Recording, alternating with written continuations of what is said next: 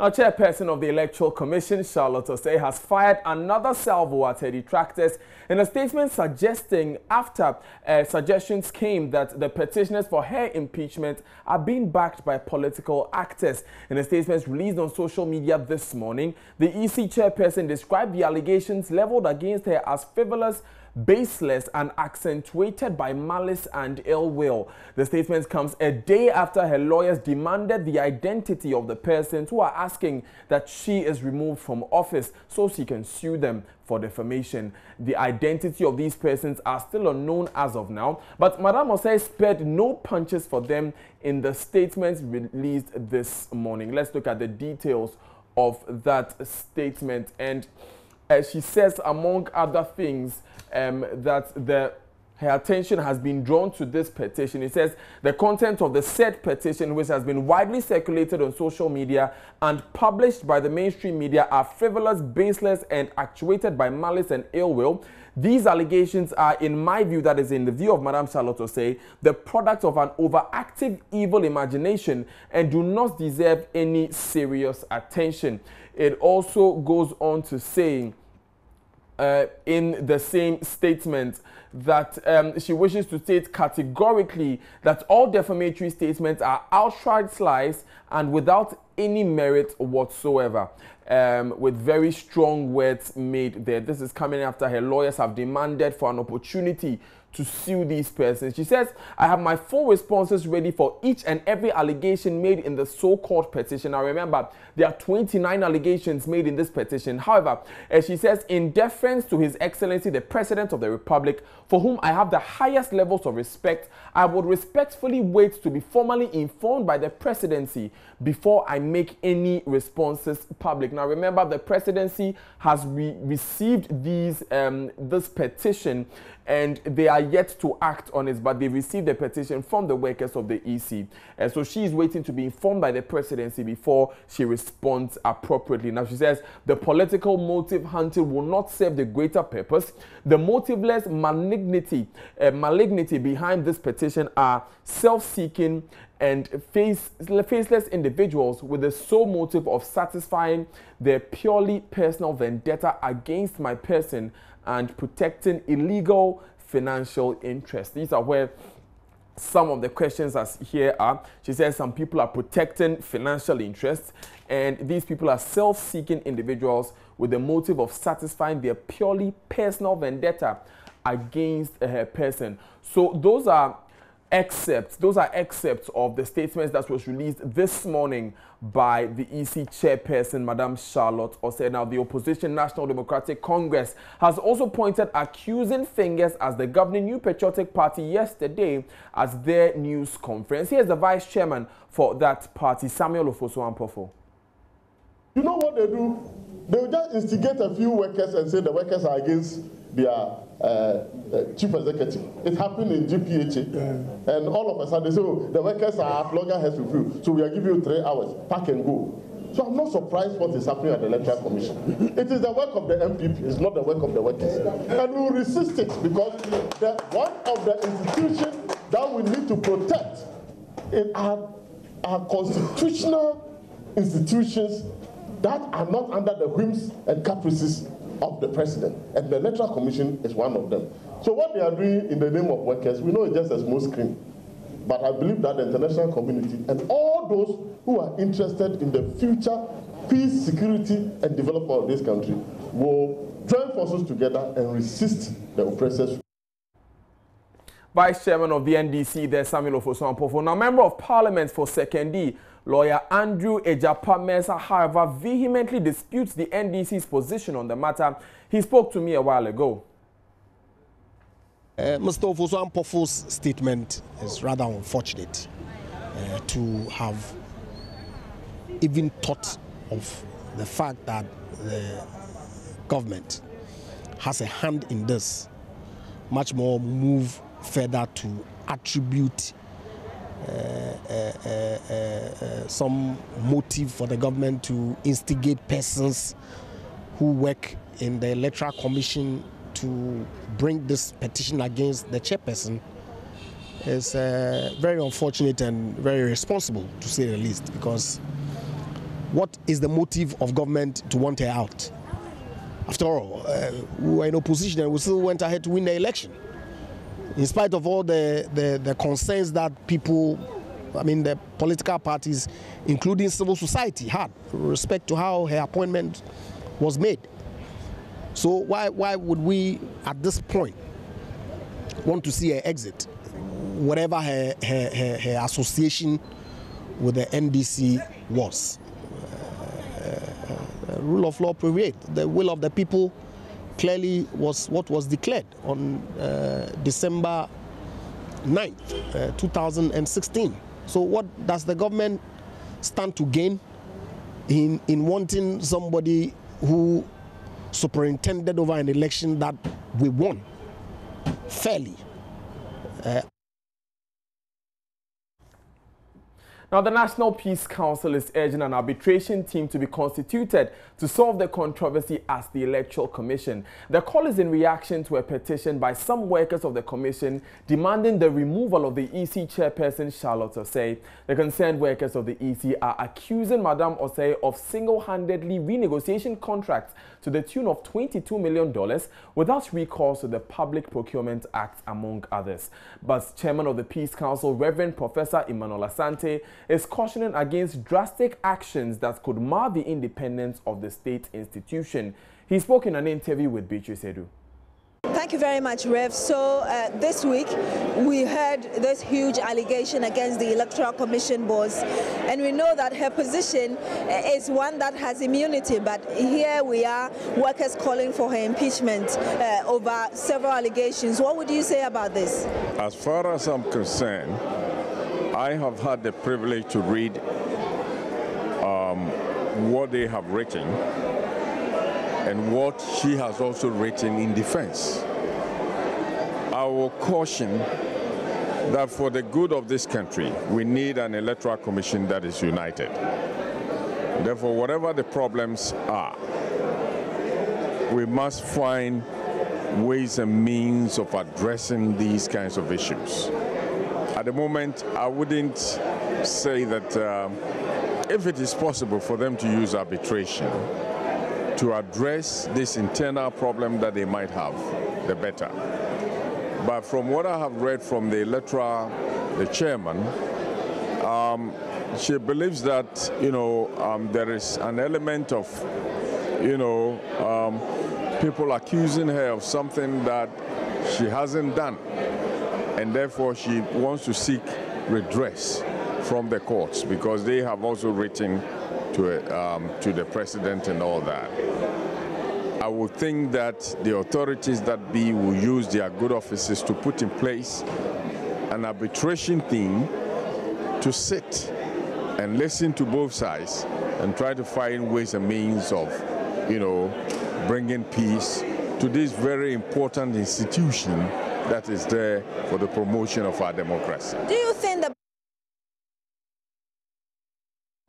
Now, moving on, the Media Foundation for West Africa has accused the erstwhile Information Ministry under the NDC administration of misapplying a sum of 1 million Ghana cedis allotted to it from the Media Development Fund.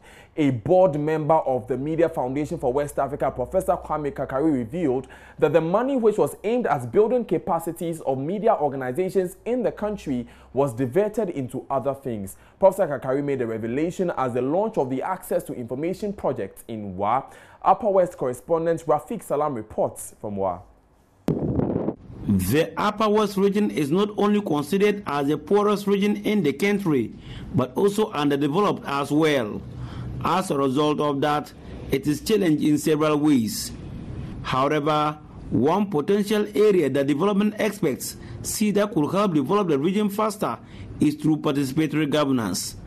This could only be achieved when citizens have access to information and actively participate in the governance process at the local level. It is in the light of this that Media Foundation for West Africa launched the Access to Information project in some selected districts in the Upper West region. Board member of the Media Foundation for West Africa, Professor Kwame Kakari, lauded former President John Dramani Mahama for introducing the Media Development Fund. However, the money, according to him, was misapplied. President John Mahama came out when he was the vice president with the idea of a media development fund.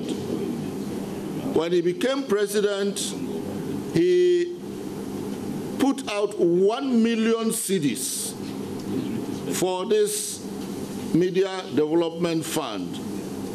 The ministers of information under his government, I think, misapplied that money. Not that they chopped the money, but they didn't use it for the purpose for which it was meant. And all we heard was that they had used the money to supply laptops to media houses.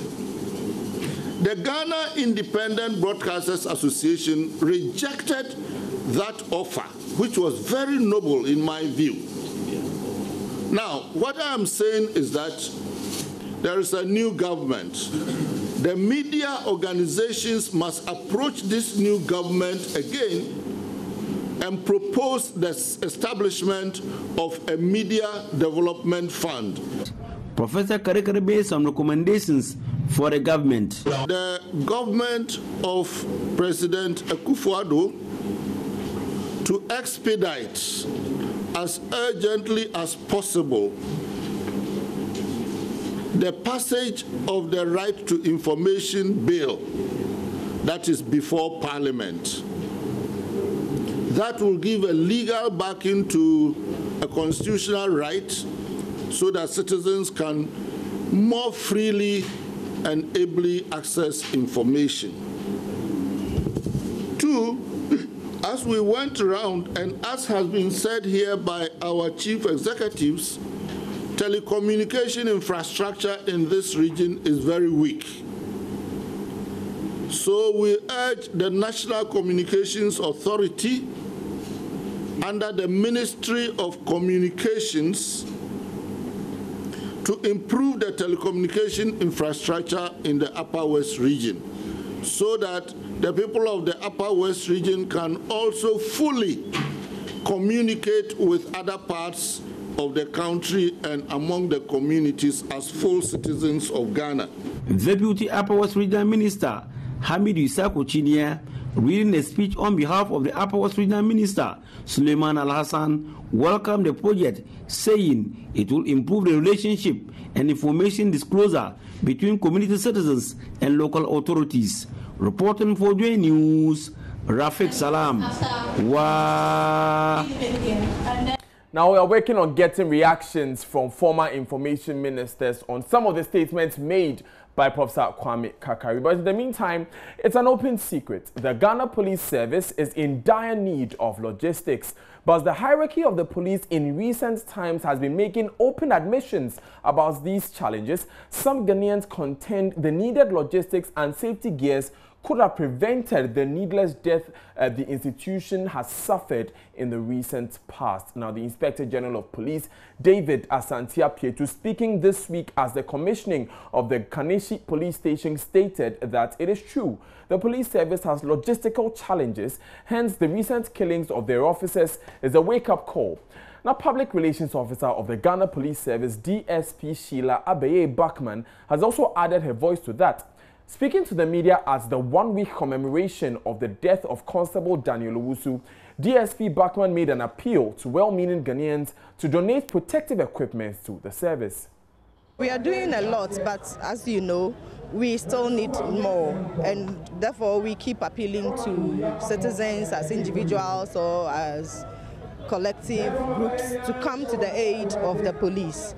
I mean, as much as government is doing its bit, we think that individuals and people who can help can also come to the aid of police. You can even go to the nearest police station where you live and donate some of these protective equipment. We have some, but we do not have enough. And so we would be happy to keep on receiving the support of the public, not only in terms of material resources, but even in attitude. In the case of our brother who lost his life, people were around. What did they do to apprehend the suspects? Somebody could have just moved his car and chased them, but nobody did that. And so as we are asking for resource support, we're also asking for people to build up an attitude of having we feeling to protect not only themselves but also police officers. Don't you think your call for people to actually chase them, like you're talking about? Recently we had an incident in East Legon where a taxi driver actually rammed into some robbers who were escaping on a motorbike. We've had somebody being rewarded in the past with a taxi and a house and all of that. Some people think that it's a call for radical vigilantism, as they call it. Not at all. You know, the law makes room for citizens' arrest, not mob. You arrest a suspected criminal and you hand the criminal over to the police. We acknowledge all those whose efforts one way or the other help the police to do its work. And we continue to rally the support of everybody else in Ghana and residents in the country. Still to come after the break, we'll take you to Axim in the Western region to tell about that sad story in which fire killed an 80-year-old woman and her 55-year-old son in the room they were sleeping in last night.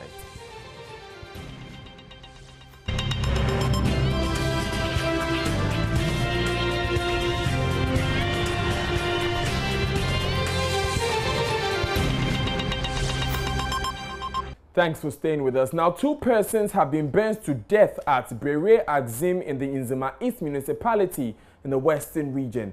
80-year-old Madame Esia Chwe and her 55-year-old son Kwamena met their untimely death when the building in which they were sleeping in last night caught fire at about 1:30 a.m. on Friday. According to the municipal station officer of the Ghana National Fire Service there, the fire was started by a candle with which the 2 were sleeping at night. The son, Kwamena, died in the fire, while his mother later passed on as the Axim Government Hospital. Their bodies have been deposited as the Axim Government Hospital mortuary pending investigation. Francis Waja is our Western Region correspondent who joins us on the phone with more. Francis, how are the neighbors and the family members reacting to this sad news? Well, that you're living according to the assemblyman for the area, Frank Walk, just last night, they were in a very happy chat with these 2 individuals, whose name we have as Mami Siach, that's the woman, and then the man, Kwamena. So it is indeed one of a shock to him himself, as well as the many people in around Azim who have woken up to this sad story. Now, what have they been saying and what have they been doing since they heard of this incident? Well, around 1:30 a.m. when the call went through to the fire service, they rushed to the scene. Most members in the area attempted to help. Let me add that it is a new area that is developing, so they quickly rushed to the scene. Unfortunately, at the time the fire service arrived, and at the time that the neighbors there could gather to offer some help to these 2 individuals, the man Kwamena had passed on, but there was some degree of life in the woman, Mami Siachre. And so she was rushed to the hospital by the fire service, and then the police was tasked to take Kwamena to the morgue. Unfortunately, the woman also passed on at the hospital. But the area itself, like I said earlier, is a new developing area, and although it is connected to the national grid, most houses in the area are not. So the practice of using candles to sleep, using other alternative sources of lighting to sleep is very, very common. And that is what happened in the case of Kwamena and her old mother. So, Francis, yes, I'm right, Francis, tell us a bit about this woman and her son. Do they live alone? And describe the nature of the structure they were in for us. All we are seeing are bent down structures here on the screen. Okay, so Kwamena is married with 3 kids, but he's divorced. And so the wife has custody of the 3 kids. But it happened that the mother, Mami Siachre, was not well. And so she came to live with Kwamena. And so it is Kwamena's house. It is a normal concrete structure with roofing sheets, aluminum roofing sheets on it. About I would say about a 2 or 3 bedroom house. That is the nature of the building that has come down now. So what have the police been saying after this incident? Well, the police in the area have launched investigations into it.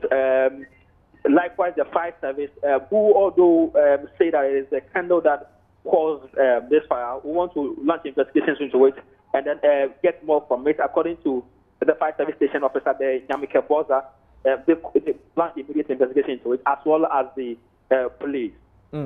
Thank you very much, Francis Waja, for that report. He's our man in the Western region.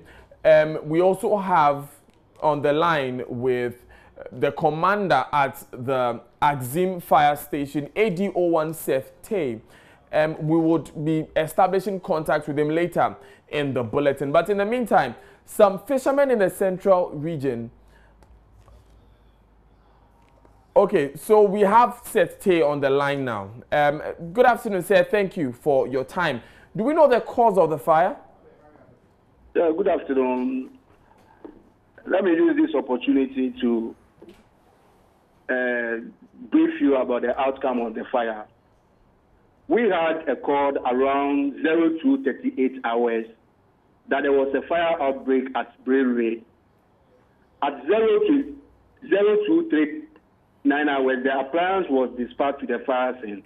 And when we got to the fire scene, within 5 minutes, the fire was out on arrival.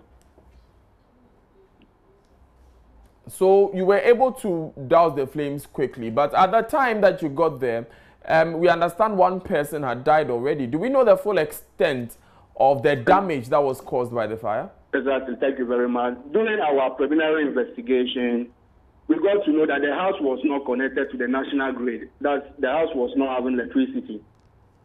So during the night, they were using candle, and they were lying down. They have mattress in the room, so they and those those materials to those rubber, graphic, they are all in the room. So they light the candle very close to the mattress. That resulted to the fire outbreak. Okay. Going forward, what has the fire service been doing? Does that establish the candle and the mattress as the cause of the flame, or there are still investigations ongoing? Yeah, we are still doing further investigation. But during the course, we find out that one person was dead. So we called the police to convey the dead body to the mortuary. And one person too got severely injured, and the person was sent to Azim Government Hospital. Later on, he was transferred to Agona Kwanta, Efia Kwanta Government Hospital. And this morning, we heard that the woman has passed on. Right, thank you very much, AD01 Seth Tay, for joining us. He is the commander at the Axim Fire Station. Now, some fishermen in the central region are faulting the central region minister over the lack of supply of premixed fuel for their work. According to the fishermen, the regional minister has opened a new account for the proceeds of the premixed fuel to be paid into. Contrary to the account, the National Premix Committee has instructed the fishermen to pay the monies into. The situation, according to the fishermen, has led to their inability to get premixed fuel for their work, even though they find themselves in the peak fishing season. Richard Kojonyako has been following up on this issue.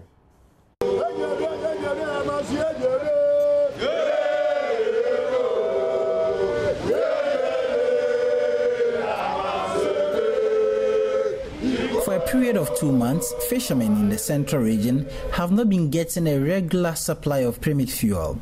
Even though authorities claim everything is okay, there seems to be no improvement in the distribution of premixed fuel. The months of June, July, August and September are considered the peak season for the fishermen, where they have their bumper harvest. But the fishermen say they are at their wit ends. At a news conference in Cape Coast today, the fishermen attributed to what they call an alien account that has been opened by the Central Regional Minister for all proceeds of premixed fuel in the Central Region to be channeled into. Ishmael Sam Agri is a spokesperson for the fishermen.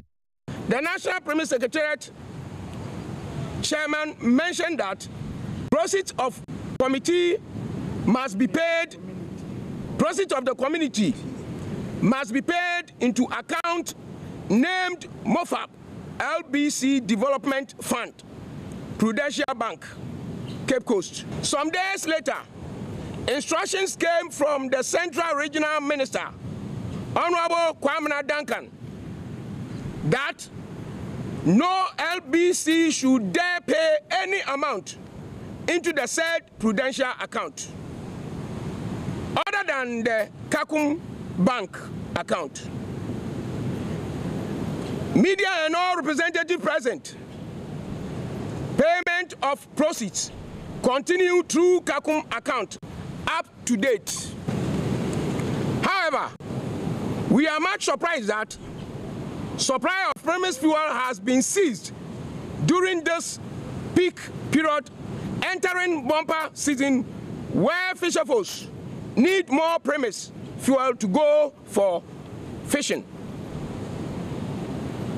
We, the committee members, have observed that there has been a total misunderstanding between the regional minister and the National Premise Fuel Secretariat, since both of them want to have access to the proceeds, thereby giving different account to the LBCs to put the money into it.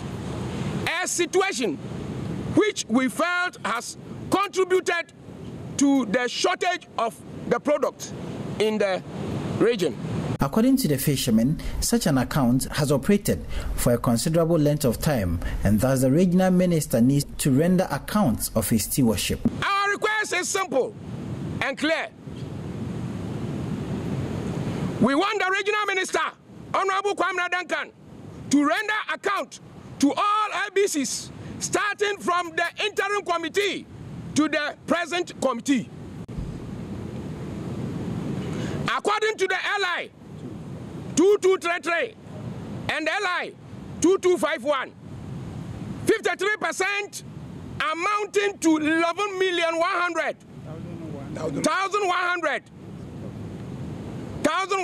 in the new currency of the proceeds from the sale of premise fuel was supposed to be kept in an account named of the local community for its development. We are therefore requesting all LBCs to open an account of their own as stated by the LI.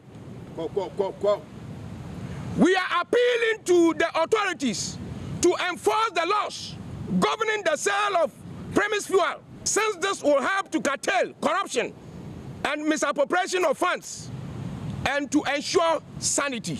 But the office of the Central Regional Minister wants the fishermen to exercise restraint as the supply of the premix fuel is worked on. Richard Kojonyako, Joy News, Cape Coast.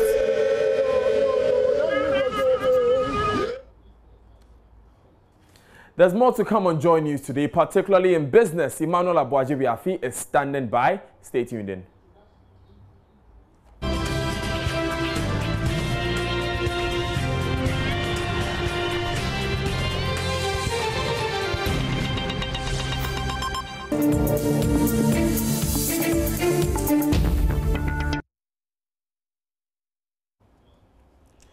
Hello again, good afternoon to you. Welcome to Business. Government will today try to raise some 300 million Ghana cedis through a 3-year bond. This bond sale would be handled by the Bank of Ghana, unlike recent auctions that were managed by some commercial banks. George Wiafe has more. Today's auction would be the first bond sale for the third quarter of this year, and is part of several papers that government will be issuing for the next 3 months. This will not be done through the book building approach that we have witnessed over the past month, but handled by the Bank of Ghana. According to the bond calendar, government to be reopening an existing 3-year bond that was expected to mature next year. For some, the auction might be coming at a good time, following the recent marginal depreciation of the Ghana cedi as a result of the President's remarks on the IMF program extension. The bond sale, if it's all taken up by foreigners, could bring in some $68 million. Even though small, some say it could make available some dollars to help stabilize the Ghana cedi. It is, however, not clear for now the impact of this issuance on the country's debt stock. which has reached 127 billion Ghana cedis as at March this year.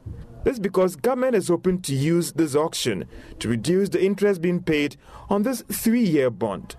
The state is planning to raise some 57 billion Ghana cedis by September this year. 43 billion Ghana cedis of this amount are for existing debts that are maturing, whilst the remaining will be used to finance government's own operations.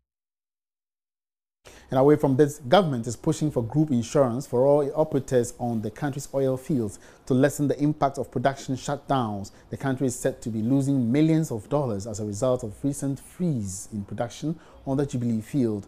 Tullow earlier this year announced it is going to shut down operations on the Jubilee field for almost 3 months from September, and also the 10 oil field for 10 days. The oil exploration firm has already secured insurance for its operations to reduce the impact of the shutdowns. However, the same cannot be said for Ghana National Petroleum Corporation, GNPC. But Deputy Minister for Energy, Dr. Mohammed Amin Adam, tells Joy Business it is engaging Tullow to address this problem. So we'll bring you details of this interview with Dr. Amin Adam shortly on the marketplace. That's it for now. My name is Emmanuel Abuachi. We are free. Good afternoon.